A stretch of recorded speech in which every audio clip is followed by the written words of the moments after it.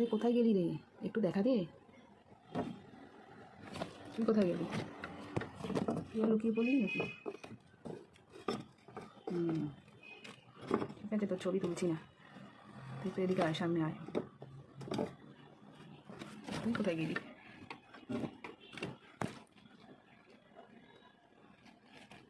তো আমি এটাকে এটার উপরেই বসিয়ে রাখলাম। ব্যাস, এটা জল দিয়ে আছে, কারণ গাছগুলো ভালো হবে, বেশ সুন্দর লাগবে, ওরাও জল পাবে, অসুবিধা হবে না কিছু। আজকে এটা বানিয়েছি, কেমন হয়েছে?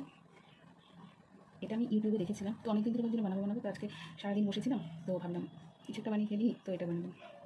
আর এটার মধ্যে কিন্তু জল দেওয়া যাবে, খুব অল্প সামান্য জল কিন্তু এটার মধ্যে আমি দেবো।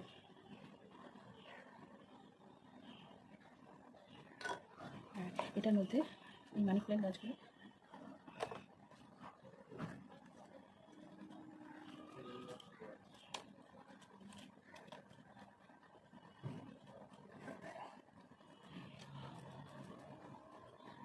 দেখো তো কেমন লাগছে, ভালো হয়েছে?